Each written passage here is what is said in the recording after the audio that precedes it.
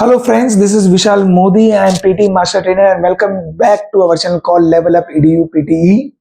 હું જરા પાણી પી લઉં પછી તમને સમજાવું. આજે બહુ જ ઇમ્પોર્ટન્ટ વિડિયો છે. યસ. સો આજે આપણે મિત્રો વાત કરવાના છે reading fill in the blanks વિશે.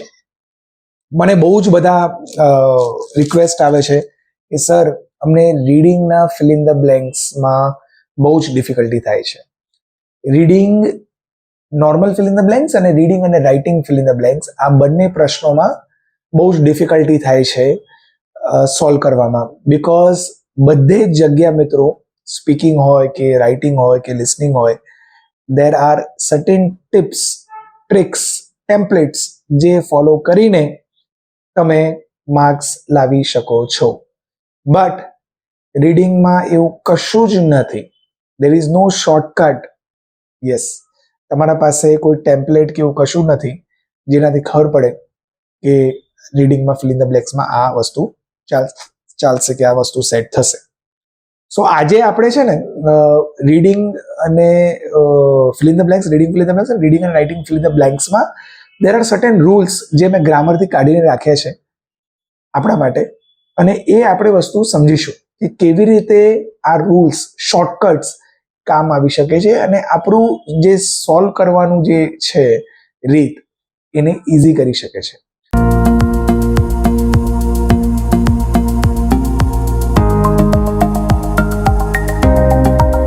તો હું તમને એક એક રૂલ સમજાવીશ ફ્રેન્ડ્સ કે આ વસ્તુ શું છે અને કેવી રીતે કરવું છે, અને જેનાથી તમારું રીડિંગ ફિલ ઇન ધ બ્લેન્ક્સમાં ઘણું ટાઈમ બચી જશે અને ઘણા વસ્તુઓ ઇઝી થઈ જશે, કરેક્ટ થઈ જશે.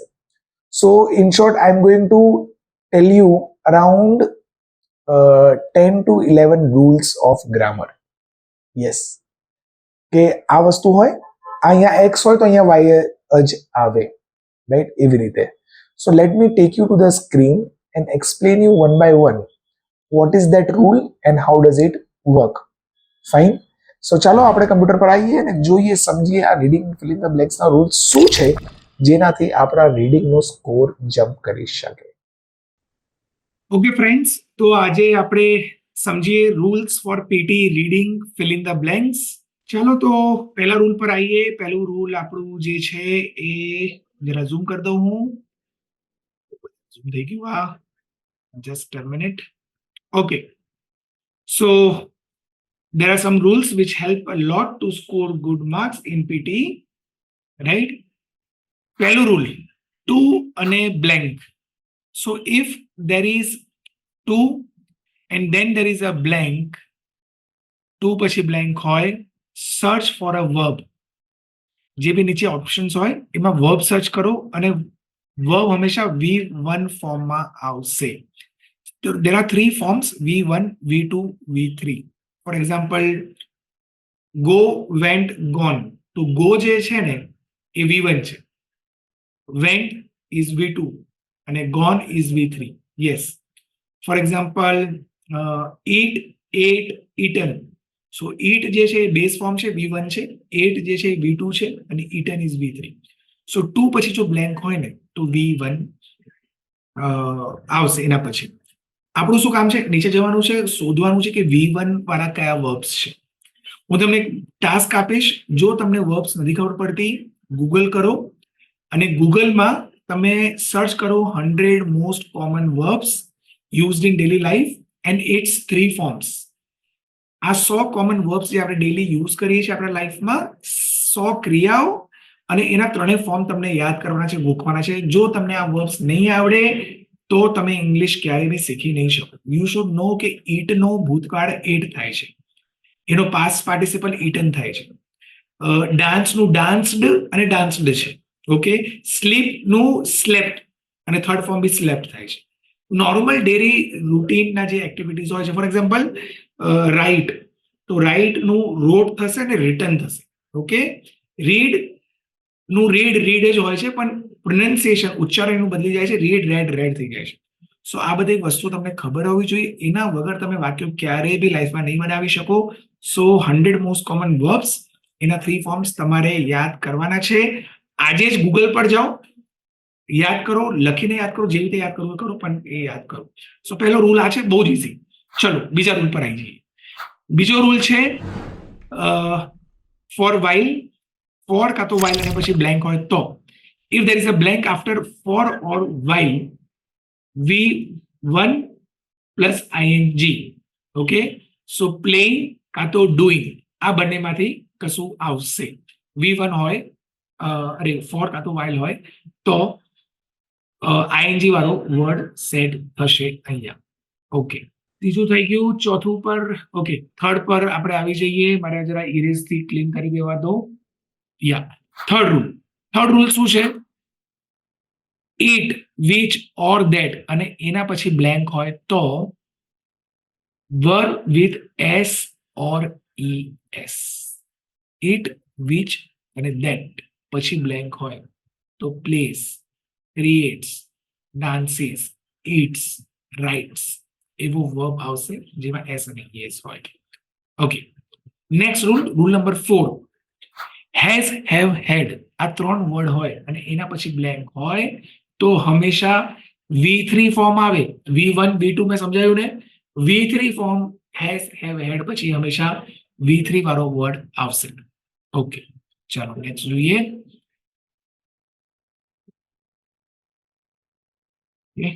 Okay, rule number next 5th. Is MR અને પછી બ્લેન્ક હોય, ઇઝ MR પછી બ્લેન્ક હોય તો હંમેશા V1 પ્લસ ING. હવે આમાં લખ્યું છે કે એક્ટિવ સેન્ટેન્સ અને પેસિવ સેન્ટેન્સ. મિત્રો ગૂગલ પર જઈને થોડું રિસર્ચ કરો કે એક્ટિવ સેન્ટેન્સ શું છે અને પેસિવ સેન્ટેન્સ શું છે. જો સેન્ટેન્સ એક્ટિવ હોય તો V1 plus ING, verb with ING વાળો પાછળ એન્ડિંગમાં.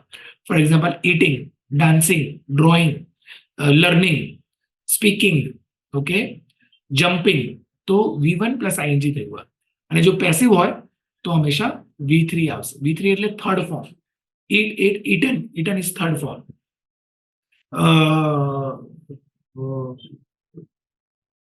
Run, ran, run. Run is third form, right? A third form જોઈ લેવાનું, થર્ડ ફોર્મ હંમેશા આવશે. ઓકે, ચલો next rule, 6th rule. A અને N. મિત્રો A અને N હોય અને પછી બ્લેન્ક હોય તો હંમેશા નાઉન આવશે. ત્યાં નાઉન તમે કહેશો નાઉન શું વિશાલ સર? સો નાઉન એટલે નામ, નેમ્સ. ઓકે, કોઈ બી વસ્તુનું નામ, માણસનું નામ હોય દેટ ઇઝ નાઉન. જગ્યાનું નામ હોય, અમદાવાદ ઇઝ અ નાઉન. નદીનું નામ હોય, સાબરમતી, યમુના, ગંગા, નાઉન. શહેર દિલ્હી, નાઉન. ગામનું નામ હોય, રાઈટ, વિલેજ, તો એ બી નાઉન છે. વિલેજ શબ્દ બી નાઉન છે. સિટી શબ્દ બી નાઉન છે. દરિયો બી નાઉન છે. Okay, for example this. Okay, આને શું કહેવાય? ચાવી. આનું નામ ચાવી છે. So key, word key is noun. Example આપું, આનું નામ શું છે? આનું નામ છે રિમોટ, તો remote is also noun. Hence A અને N પછી ડેશ હોય તો ત્યાં નાઉન આવશે. Apple is a noun, marigold is a noun. એ બધા નામ છે, રાઈટ? તેના પછી નાઉન આવશે. અચ્છા, બીજી વસ્તુ, A અને N જ્યારે હોય તો હંમેશા નાઉનમાં S નહીં લાગી હોય, સિંગલ ફોર્મ હશે. Pen is a noun, pens નહીં હોય. ઓકે, કમ્પ્યુટર્સ નહીં હોય, કમ્પ્યુટર હશે. મોબાઈલ્સ નહીં હોય, મોબાઈલ હશે. ઓકે, સો A અને N પછી હંમેશા નાઉન આવશે. આ ધ્યાન રાખજો. અને બીજી વસ્તુ એ ધ્યાન રાખજો કે A અને N હોય તો એના પછી જે નાઉન આવશે ને એનો ઉચ્ચારણ વોવેલ સાઉન્ડ થી હશે.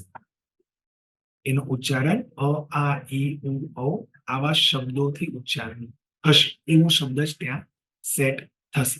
યસ, ચાલો આપણે જોઈએ હવે આગળ. નેક્સ્ટ રૂલ, 7th રૂલ પર આવી જઈએ. 7th રૂલ શું છે? ચાલો જોઈએ. સો 7th રૂલ એવું કહે છે કે can, could, may, will, shall, would, should આને બધાને મોડલ્સ બી કહેવાય. MODALS, મોડલ્સ બી કહેવાય. યસ, મોડલ્સ પછી હંમેશા V1 આવે. V1, that's a rule. So now you know કે મોડલ્સ હોય can, could, may, will, should, એના પછી બ્લેન્ક છે. નીચે ઓપ્શન્સમાં કાં તો ડ્રોપડાઉનમાં જે વર્ડ હોય એ હંમેશા V1 માટે જોજો. ઓકે, ચાલો નેક્સ્ટ રૂલ નંબર આપણે 8માં પર આવી ગયા છે. What is rule number 8? 8 is adjective plus noun. Now you will say me what is adjective? So adjective એટલે જે noun માં વધારો કરે, noun ને એડિશન કશું મીનિંગ આપે, એ વસ્તુને adjective કહેવાય. ફોર એક્ઝામ્પલ કી કેવી છે? So black key, right? Car key, so that is an adjective. For example, person like a boy. So boy could be intelligent, boy could be smart, could be handsome. So hence these are the adjectives for a boy, and boy is a noun. શહેર, city માટે કેવા noun હોય? Hitech city, big city, small city. Food કેવું હોય છે? Food could be delicious, food could be yummy, right? Food could be tasty, awesome. So આ બધા શબ્દો એડજેક્ટિવ છે જે ક્વોલિટી બતાવે નાઉનની, રાઈટ? સો એડજેક્ટિવ અને નાઉન મિત્રો હંમેશા સાથે આવશે, એ ધ્યાન રાખજો. ઘણી વખતે ડેશ કોન્ટિનેન્ટ, તો કોન્ટિનેન્ટ ઇઝ નાઉન, કોન્ટિનેન્ટની આગળ શું આવશે? કોઈ એડજેક્ટિવ આવશે. તમને જો વધારે સમજવું હોય then go on Google and search કે એડજેક્ટિવ કોને કહેવાય, અને પ્રોપર તમને ખબર પડશે.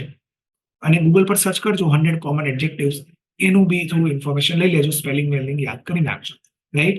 So this is the rule કે એડજેક્ટિવ અને નાઉન હોય તો હંમેશા એડજેક્ટિવ અને નાઉન સાથે આવશે. એડજેક્ટિવ આપ્યું હશે, નાઉન નહીં હોય તો go for noun, search noun. Noun હશે, એડજેક્ટિવ નથી તો search for adjective. Okay, this is how you do. ચાલો નેક્સ્ટ કરીએ આપણે. નેક્સ્ટ કયું છે? Let's see. દઈએ આપણે. Okay, ninth rule is dash પછી બાય હોય તો, ઓકે, બ્લેન્ક છે અને બાય છે તો શું આવશે? હંમેશા ઈડી વાળું વર્ડ, વર્બ કાં તો V3 ફોર્મ, બંને કઈ વસ્તુ છે, ઈડી થર્ડ ફોર્મમાં લાગે છે એટલે V3 વાળો ફોર્મ આવશે, અને પછી બાય આવે એટલે બ્લેન્કમાં V3 ફોર્મ આવશે. બાય પછી બ્લેન્ક છે, ઊંધું છે. બાય છે અને પછી બ્લેન્ક છે તો verb plus ING, V plus ING આવશે. ગુડ, ચાલો. So coming back to the 10th rule. ચલો 10th રૂલ પર આવી જઈએ. હું આને જરા ઇરેઝ કરી નાખું. ઓકે, 10th રૂલમાં છે એક્ટિવ વોઇસ અને પેસિવ વોઇસમાં બે ડિફરન્શિએટ કરવા આવ્યું છે. એક્ટિવ વોઇસ સેન્ટેન્સ તમે ગૂગલ પર જોઈ લેજો કોને કહેવાય, પેસિવ સેન્ટેન્સ જોઈ લેજો કોને કહેવાય. એક્ટિવ વોઇસમાં હોય તો M is R પછી ડેશ હોય તો V1 plus ING. Passive voice હોય અને એમાં M is R આવે તો થર્ડ વર્બ આવે છે, V3 ફોર્મ આવશે. Okay, fine. હવે આપણે નેક્સ્ટ પર જઈએ. નેક્સ્ટ પર છે નાઉન કેવી રીતે ફાઇન્ડ કરવું. મિત્રો હું ફટાફટ તમને બતાવી દઉં, લાંબો વિડીયો નહીં થાય. નાઉન કેવી રીતે ફાઇન્ડ કરવું? નાઉન ફાઇન્ડ કરવા માટે હંમેશા વર્ડમાં મેન્ટ, સિયોન, TION, ENC આ બધા વર્ડ્સ આવશે. એડજેક્ટિવ કેવી રીતે ફાઇન્ડ કરવું? આ બધા વર્ડ્સ છેલ્લે આલ્ફાબેટ્સ લાસ્ટમાં હોય તો એને એડજેક્ટિવ કહેવાય. એડવર્બ, આ LY, LLY વર્ડ હોય તો મોસ્ટ ઓફ ધ કેસીસમાં એડવર્બ આવે. ઓકે, અને એડજેક્ટિવ નાઉન અને નાઉન એડજેક્ટિવ હંમેશા સાથે હોય છે મિત્રો. સો આ બધા થોડા ફોર્મ્યુલા મેં કાઢ્યા છે. ઇન મોસ્ટ ઓફ ધ કેસીસમાં આ રૂલ્સ કરેક્ટ થાય છે. થોડા કેસીસમાં કદાચ આ રૂલ વર્ક ના કરે, સો એના માટે I am sorry, but most of કેસીસમાં 10 માંથી 8 કન્ડિશન્સમાં આ વસ્તુ વર્ક કરશે. ફાઇન, ચાલો. બસ તો આ જ હતું reading fill in the blanks ના રૂલ્સ. હવે જાઓ તમે રીડિંગ પ્રેક્ટિસ કરો અને જુઓ તમારા માર્ક્સ કેવી રીતે ઇમ્પ્રુવ થાય છે. જુઓ તમારું જે સ્કોર કરવાની જે રીત છે કેવી રીતે ઇમ્પ્લિમેન્ટ થાય છે આના ઉપર, અને how it has help you improve your score. So I am sure this is going to help a lot to you. અને તમારા મિત્રો જોડે આ વિડીયો જરૂર શેર કરો, so that A B struggle કરી રહ્યા છે રીડિંગમાં તો એમને બી કામ આવે અને એ બી આ ઇમ્પ્લિમેન્ટ કરીને પોતાનું સ્કોર લાવી શકે. અમારી કોચિંગ સેન્ટર છે વિજય રસ્તા અમદાવાદમાં. તમે જો ફિઝિકલી આવી શકો તો આવો, જોઈન કરો, એનરોલ કરો અમારા કોર્સને. અને જો આ ના થતું હોય તો ઓનલાઈન ઓપ્શન્સ બી છે અમારા પાસે મિત્રો.